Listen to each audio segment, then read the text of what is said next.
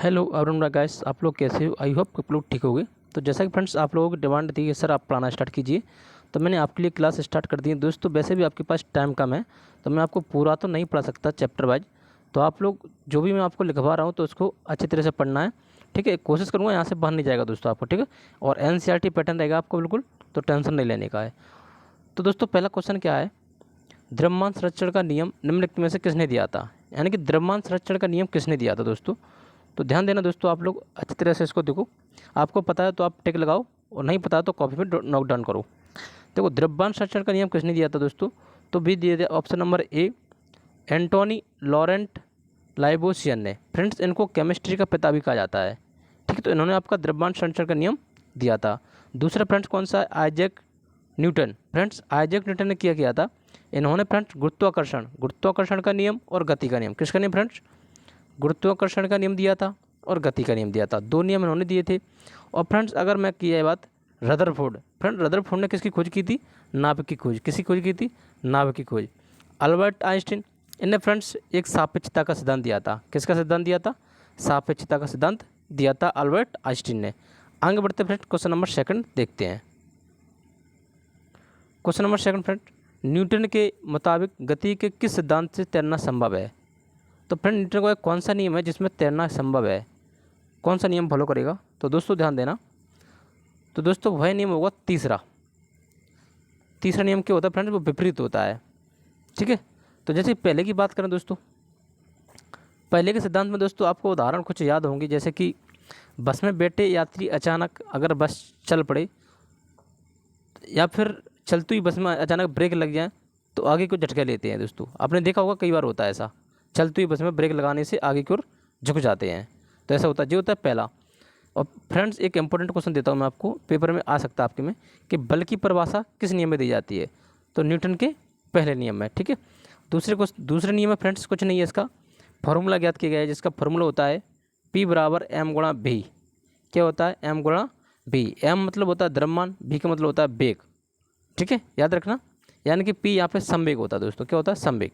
तो याद रखना। आगे बढ़ते हैं क्वेश्चन नंबर थर्ड, प्रतिरोध की SI इकाई है। तो फ्रेंड देखो प्रतिरोध की SI इकाई क्या होगी? ओम मीटर होगी दोस्तों। तो आप लोग याद रखना, ठीक है। ओम मीटर का, ओम का सिंबल ये रहा आपका हमने। अब दोस्तों मैं बात करूँ यहाँ के चार ऑप्शन है, तो देखो न्यूटन, ये होता है फ्रेंड्स फोर्स, यानी कि फोर्स का SI इकाई क्या होता है? न्यूटन होता है, याद रखना। कूलम किसका हो दोस्तों? तो कूलम होता है किसका? आवेश का। किसका होता है दोस्तों? क्यू। आवेश को क्यू से अपन दर्शाते हैं, तो क्यू बराबर होता है फ्रेंड्स, फॉर्मूला क्या होता है? IT, ठीक है। आई क्या है दोस्तों? यहाँ पे धारा है, जो कि धारा का ऐसा ही मात्रक एम्पियर होता है। तो आप लोग याद रखना, यहाँ पे धारा आ जाएगा एम्पियर, ठीक है। और जूल, जूल का फ्रेंड कुछ आपको बताता हूँ। देखो जूल का मैं तीन मात्रक बताऊँगा आपको। एक तो होता है ऊर्जा का जूल होता है दोस्तों, याद रखना। दूसरा होता है ऊष्मा का होता है, ठीक है। और कार्य का भी जूल होता है। तो ये तीन चीज़ आप याद रखना। तो मतलब एक क्वेश्चन में आपको कम से कम 5-6 जवाब मिल रहे हैं। तो आगे बढ़ते हैं, और आप लोग ध्यान से सुनना है और लिख लेना है, ठीक है। ये जूल का जरूर लिख लेना, यहाँ से टपकेगा आपके एग्जाम में। ऊर्जा, ऊष्मा और कार्य, इन सबका क्या होता है? जूल होता है, ठीक है। और कूलम मैंने बता दिया आपको, आवेश का होता है। क्यू बराबर IT इसका फॉर्मूला होता है। न्यूटन बता दिया मैंने आपको। आगे बढ़ते हैं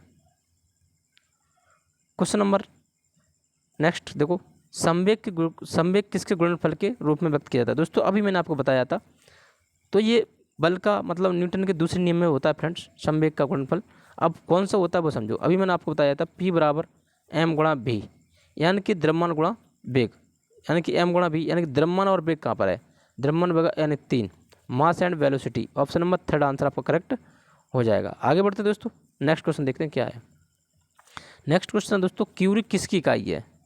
तो दोस्तों देखो क्यूरी किसकी इकाई है, तो इसका ऑप्शन होगा क्या? ऑप्शन नंबर ए, रेडियो धर्मता, ठीक है। अब फ्रेंड्स मैं आपको पूछता हूँ, क्यूरी किसकी है? रेडियो धर्मता की इकाई किसकी इकाई है? रेडियो धर्मता की इकाई है दोस्तों। कुछ मैं आपको और बताता हूँ, जैसे कि क्यूरी है दोस्तों, और होता है फ्रेंड्स क्या? रदरफोर्ड, और होता है बैकरल, ठीक है। इन सब की इकाई क्या होती है फ्रेंड्स? रेडियो धर्मता होती है तीनों की। याद रखना, अगर फ्रेंड्स आपके एग्जाम में पूछी जाए क्यूरी ताप किसकी होती है, तो क्यूरी ताप होती है किसकी?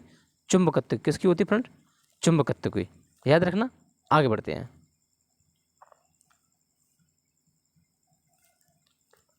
बादलों की दिशा एवं गति को मापने वाला यंत्र। तो फ्रेंड्स वो कौन सा होगा? वो होगा option number C correct answer बन जाएगा नेपोस्कोप। फ्रेंड्स एनोमीटर क्या करता है? एनोमीटर फ्रेंड्स पवन के वेग को मापता है, यानी चलती हुई हवा को मापता है, पवन वेग को मापता है। रेन गेज वर्षा का घनत्व मापता है। अब फ्रेंड्स कुछ इंपॉर्टेंट देखो, हाइग्रोमीटर दोस्तों क्या करता है? हाइग्रोमीटर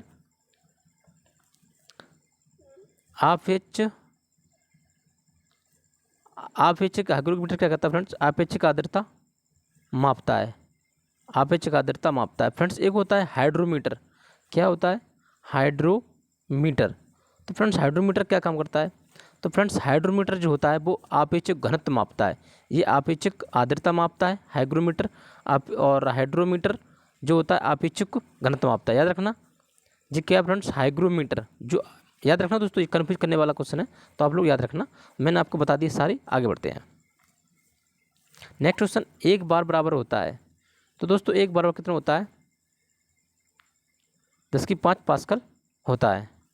याद रखोगे फ्रेंड्स? एक आपको कुछ बताता हूँ, एक बार बराबर मैंने आपको बता दिया पास्कल होता है, दाब का ऐसा ही मात्रक पास्कल होता है, ठीक है, याद रखना। अब फ्रेंड जैसे मैं आपको कुछ बताऊँ, दूरी का सबसे बड़ा मात्रक क्या होता है? पास्कल ही होता है। याद रखना, दूरी का सबसे बड़ा मात्रक पास्कल होता है। प्रकाश का सबसे बड़ा मात्रक क्या होता है तो फ्रेंड्स? तो दूरी को मापते हैं। अब फ्रेंड्स एक प्रकाश वर्ष बराबर क्या होता है? एक प्रकाश वर्ष बराबर क्या होता है? एक प्रकाश बराबर क्या होगा? 9.46 गुणा 10⁻15 मीटर या 12 मीटर, ये भी आ सकता है, ठीक है कि नहीं? तो ऐसे आप याद रखना। अगर फ्रेंड्स आपसे पूछ जाए एक पारसेक बराबर क्या होता है? 3.26 वर्ष। याद रखना। आगे बढ़ते हैं। तो फ्रेंड्स आपको हाल फिलहाल में याद रखना है 10⁵ पास्कल होता है। आगे बढ़ते हैं। यंग प्रत्यास्थता गुणांक का ऐसा ही मात्रक क्या है? यंग प्रत्यास्थता गुणांक का मात्रक, तो फ्रेंड्स इसका आंसर होगा option number C correct answer बन जाएगा। आगे बढ़ते हैं। ब्लैक होल का सिद्धांत किसने दिया था? तो फ्रेंड्स ये दिया था एस चंद्रशेखर ने। याद रखोगे। आगे बढ़ते हैं। इन क्वेश्चनों को ज़्यादा बताना नहीं है डीपली। ये देखो, ध्वनि तरंग निम्न में से किसकी घटना घटित नहीं है? ध्वनि तरंग। तो फ्रेंड्स इसका आंसर क्या होगा? ऑप्शन नंबर बी, यानी कि ध्रुवण में ये कोई घटना घटित नहीं होती है। अगर फ्रेंड व्यतिकरण की बात करी जाए तो व्यतिकरण फ्रेंड्स आपने देखा होगा, कुछ आपको एग्जांपल बताता हूँ मैं। जैसे कि सावन की जो बुलबुली होती हैं उनको रंगीन दिखना, वो एक व्यतिकरण के मतलब व्यतिकरण के कारण ही रंगीन दिखते हैं, ठीक है।